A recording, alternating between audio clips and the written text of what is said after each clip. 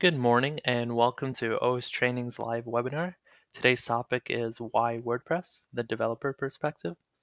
It's the newest course from Topher DiRosia, and we have none other than Topher himself leading this webinar. With that, I'll hand it over to Topher.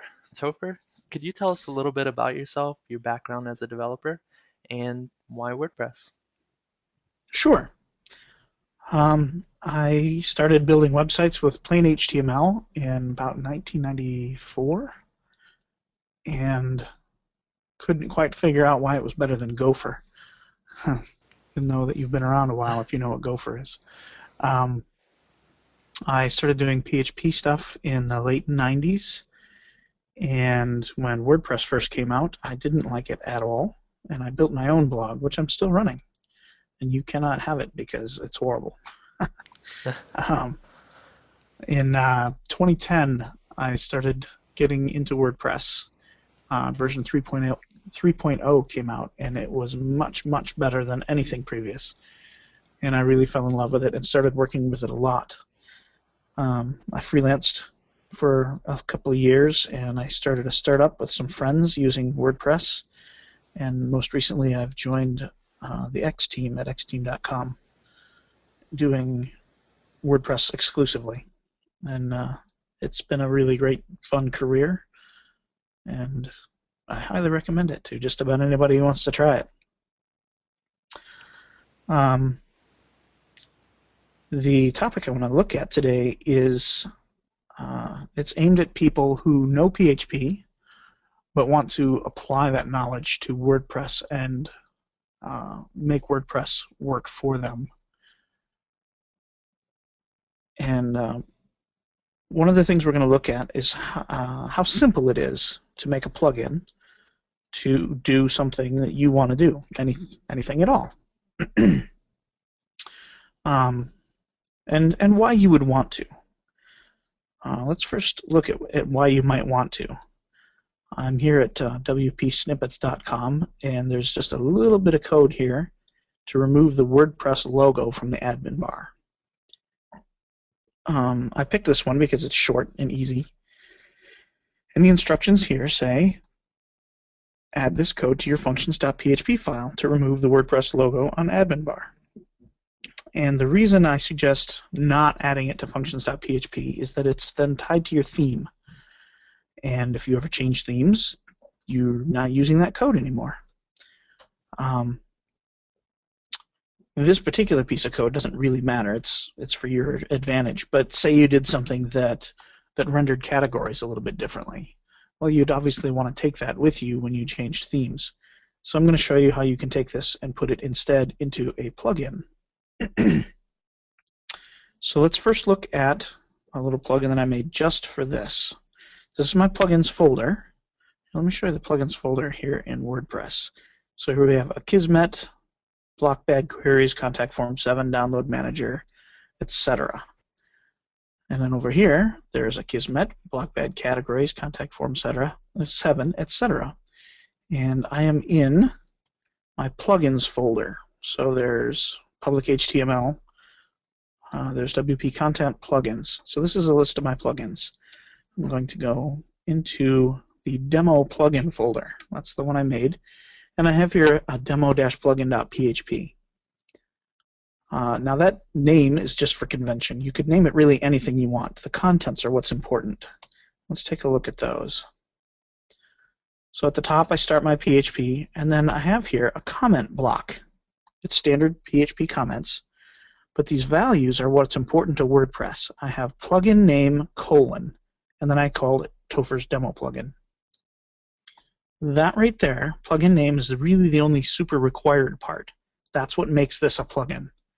The others are important and good, but you could remove them and it would still work. So far I have a folder called demo plugin, and I have a file called demo-plugin.php. It could be anything.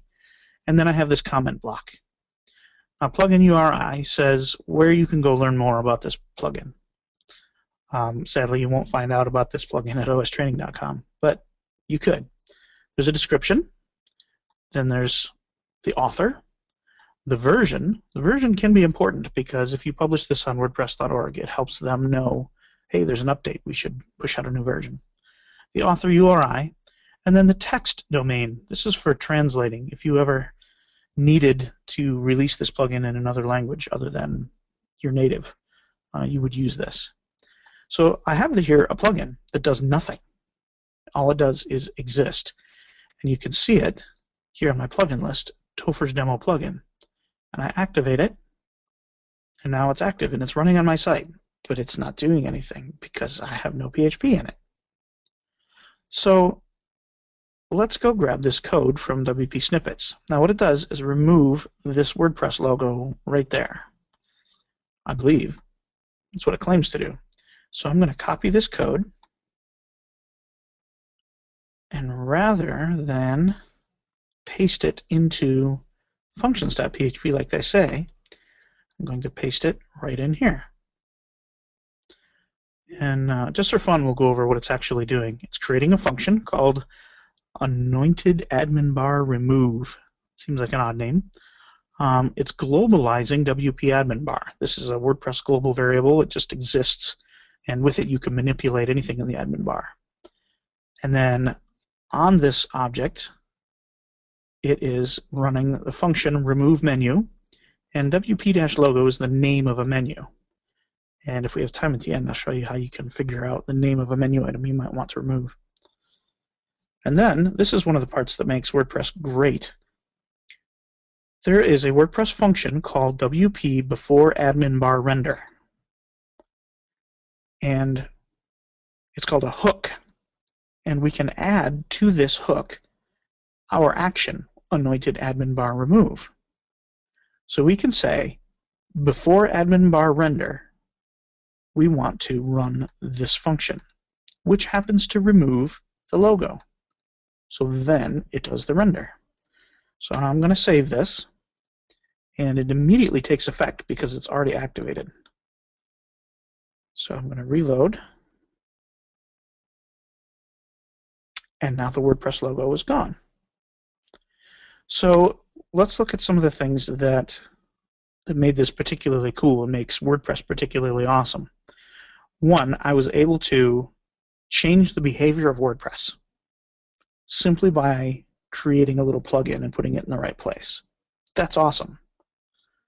The next thing that makes it awesome is how easy it was to create that plugin. It's very short. The creating of the plugin itself is just a few lines, and they're comments. They're not even PHP.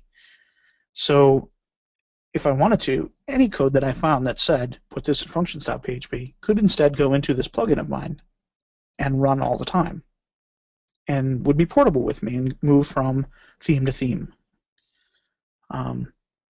Another thing that makes it awesome is the ability to write some code like this function and apply it to something pre-existing in WordPress.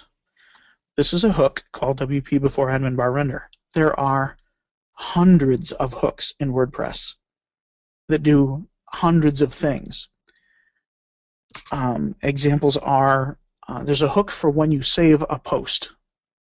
Anytime you update, create, whatever. So you could write some code that says, when I save a post, do this other thing. For example, flush your cache so that it can refresh. There's one called delete post.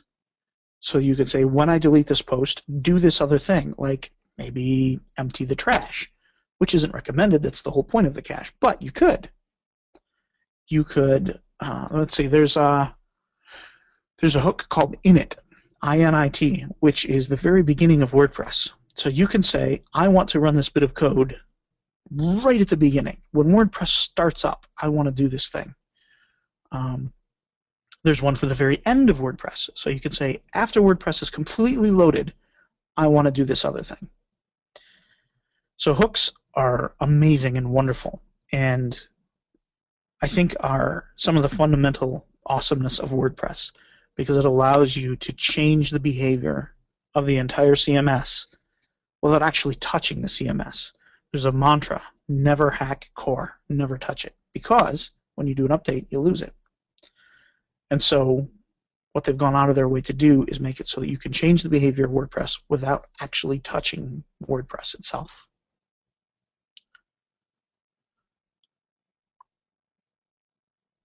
Do we have any questions at this point?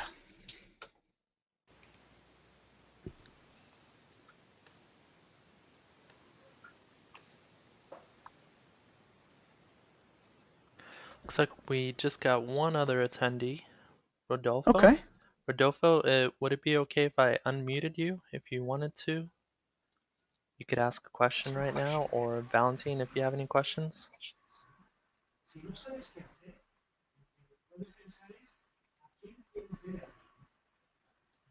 It's very, very quiet. I can't quite tell. I think somebody's talking.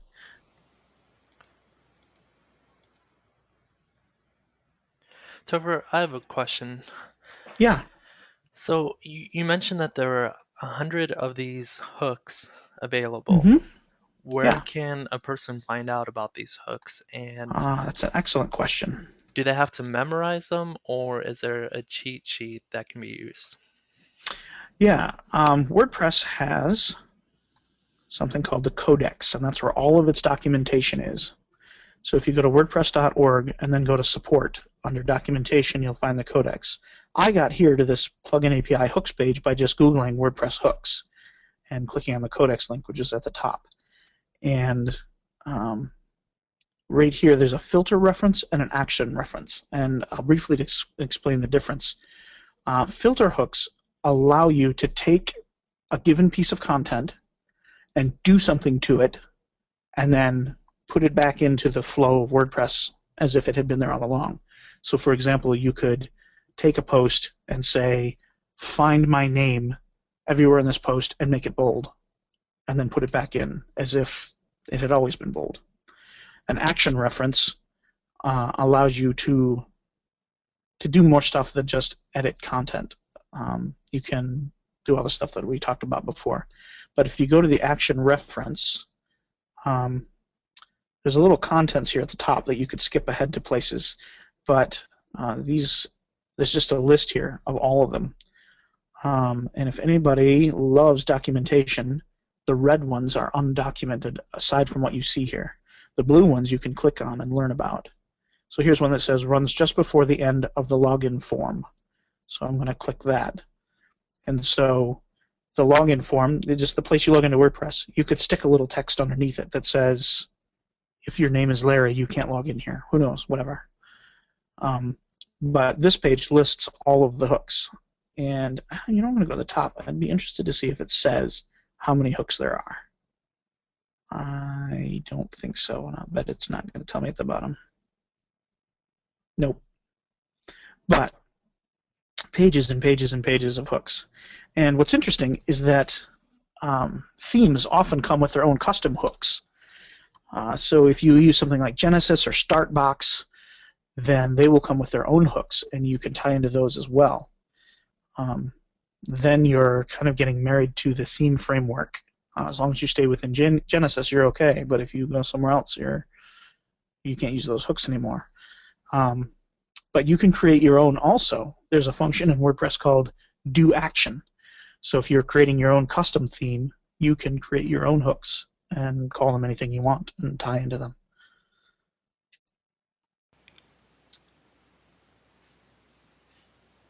Cool. And what about long-term maintenance? So let's say I have a WordPress website. I've customized it with 4 different functions. What Mm-hmm. happens if I start increasing? At what point should I create a separate plugin, or should everything be done in one plugin? That's an excellent point. People go both ways on it. And in my opinion, it's about your personal preference of organization. If having 35 plugins that each do one thing annoys you because then you have 35 plugins, then you should have one that does it all. If instead you have one plugin full of 35 functions that do different things annoys you because you like singularity of purpose, then you should split it up. Technologically, there isn't a reason to do one or the other. You should consider whether or not other people besides you care. If you're working on a site that you've been hired to work on, or you might be handing off to somebody someday, you should consider what the group might want. If you're a freelancer and you've been hired to work on a site, you should ask the site owner, do you care? If you work for an employer, you should follow company policy. If it's your own site, do whatever you want. Cool, thanks. And then one other question that I think is really important for developers is, Mm-hmm. let's say I customize a particular function or a particular behavior of WordPress, and then a new WordPress version comes out. Not just a maintenance one, but a major version. What's going to happen then? Is my code likely to break? Is it still likely to work? Something else? It's very likely to work. Um, they almost never completely remove functionality. They'll deprecate it and say you shouldn't do this. And someday they might remove deprecated stuff. This is one of the reasons why it's important for you as a developer to read through the change logs of releases. You don't even have to get really deep. Just read the announcements, because if there's something really important, they'll say it in the announcements. They'll say, we're changing the way we do loops now, and you need to do something else, or we've decided that this function is actually bad, and so 2 versions from now we're removing it. And also they do a really good job of releasing betas.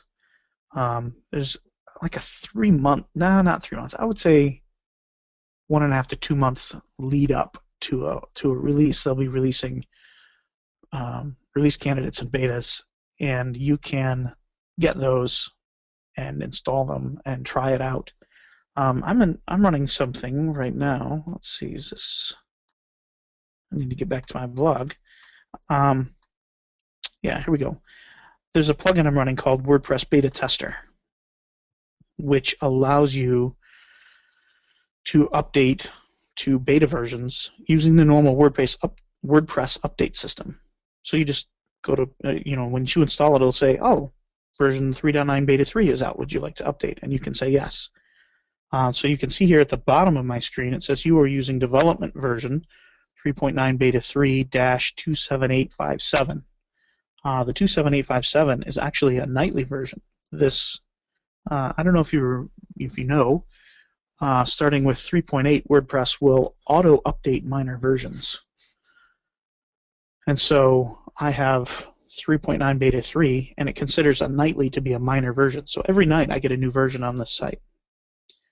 Now, one of the drawbacks is I can't revert magically. If I wanted to go back to 3.8, I would have to restore from backup. So you don't necessarily want to do this on a live site. You want to have a development site with your plugin on it, and you update to 3.9, you verify that it works or doesn't, and you fix it, and then you blow away your development site. Or you just don't care. Thanks for that, Topher. Looks like we have one more question from Valentine. Valentine? Topher, what is the difference between add a function as a plugin, as you explained it, and adding the function inside a theme? Which is the best option? Yeah, technologically speaking, there is no difference. They do run at slightly different times, but generally not enough to matter. Practically speaking, you should only put things in your theme that you don't care to lose when you change themes. So you might put into a theme, into functions.php in your theme, you might put in something that manages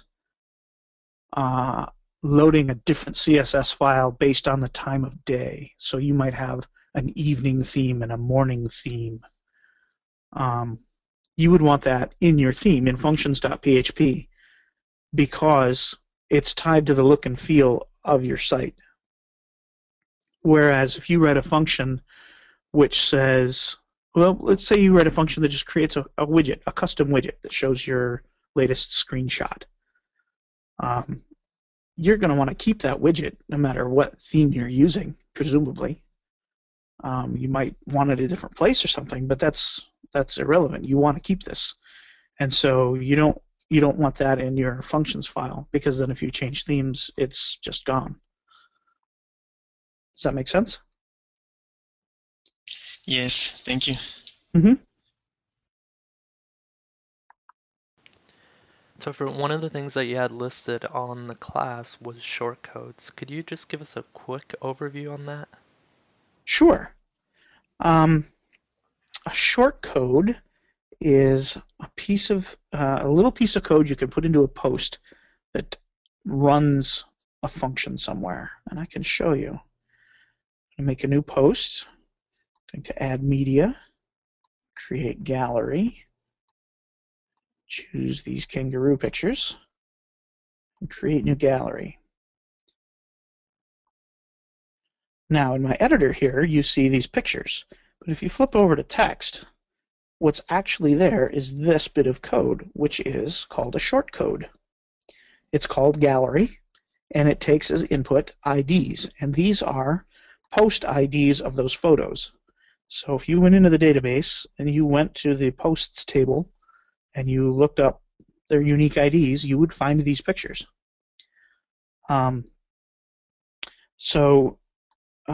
Practically speaking, a shortcode is simply something like this that runs a bit of code in that spot as the page loads. Now, technologically, I can even show you what it would look like. If I were going to use this anointed add bar remove as a shortcode, I would say add shortcode. And then the name of the function. And then whatever I want my shortcode thing to be. So I'm just going to call it remove WP logo. There. Now I have a shortcode called remove WP logo. And I could remove this. You know what? We'll just go ahead and do it. I'll make it work.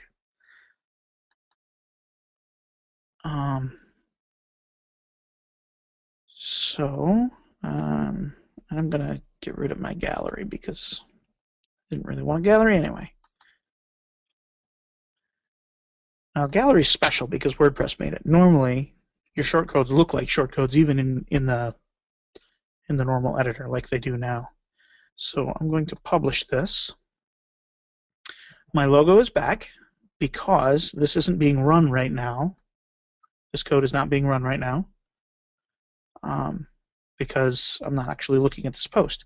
So now I'm going to view post,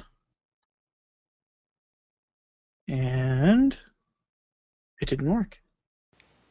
Why didn't it work? Add shortcode. Ha! I think I reversed the variables. One moment, please.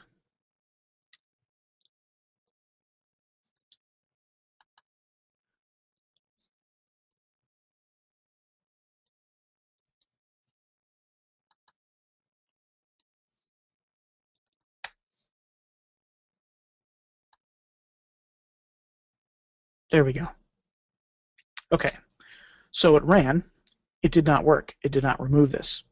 You may recall that I mentioned that sometimes functions in your plugins run at different times. Your shortcodes are being run after WordPress is loaded. So it loads WordPress, presents the page, sends the post, and runs the code. This logo appears before any of that happens, and so it wasn't able to tie into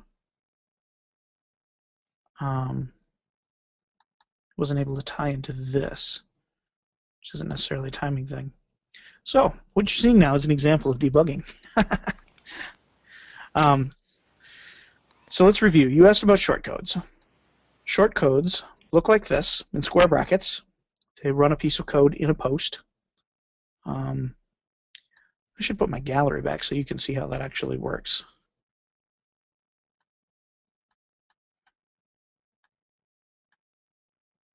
There, we'll update.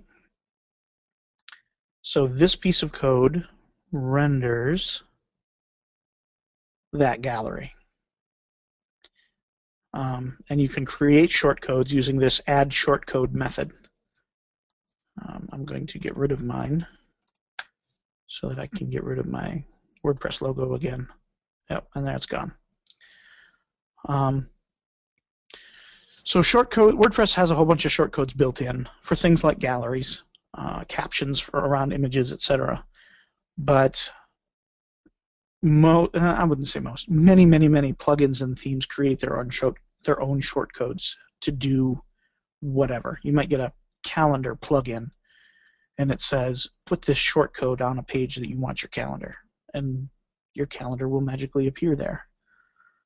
And they created that shortcode using the add shortcode function. That's really cool. So theoretically, you could use shortcodes to create custom functions that could be easily used for your clients because they could just put them in the WordPress posts, and I'm assuming it would work for pages and other Yeah, similar areas. it does. One thing you have to be careful of is asking your end users to remember a shortcode.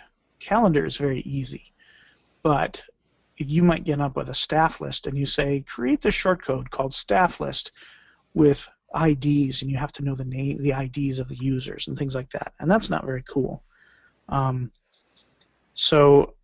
Let's see. Here's an example of, let me get rid of this gallery. Here's an example of something working right. I installed a plugin called Download Manager, and it wants me to put a plugin or a shortcode right here. But what they did is create a button right here in TinyMCE so that when I click it, it brings up some user interface. Let's see. Do I have it? Yeah. So I click Insert into Post, and there I have a shortcode. Now I would never have remembered wpdm_file ID equals 1. And so it was very smart of them to create a user interface for me to do that. If you're creating your own shortcodes, you are likely to remember them. If it's just for your own purpose, then name them anything you want. And if you forget, then too bad for you. But if you're going to create a shortcode that is going to end up being complicated or ask a lot of questions, then you want to make a button of some kind. Cool. Thank you, Topher. Was there anything else you wanted to cover? If not, I think we'll ask for one more round of questions. Yeah, I think that's it for now. I'm open to some more questions. Okay. It doesn't look like we have any coming in right now, so what we'll Okay. do is we'll conclude, we'll turn off the recording, and then maybe someone will have some questions after that. One thing that our users can check out, those that are members, is they can go to our WordPress class, and down near the bottom you'll see most of the developer resources for the class. We have Why WordPress, the developer perspective. That was a class that Topher published at the beginning of this week on Monday. And then another class that we have is WordPress Developer Plugin. We also have easy custom content types, and that is a great way to customize the actual content of your WordPress, very similar to posts and pages. And then we actually have plugin development, and those are all classes that Topher has produced. He has a very easy to understand style and very enjoyable to take as training classes. And then we also have a number of theming classes that are available as well. So if anyone would like to look into this material more, go to our WordPress category, and down at the bottom you'll see all the developer resources. And if you have any questions, feel free to ask our support at our support forum. Topher, thanks so much for having this webinar with us, and we really appreciate all your insights as a developer and why WordPress is important to you. Thanks for having me. I really enjoy doing this kind of thing.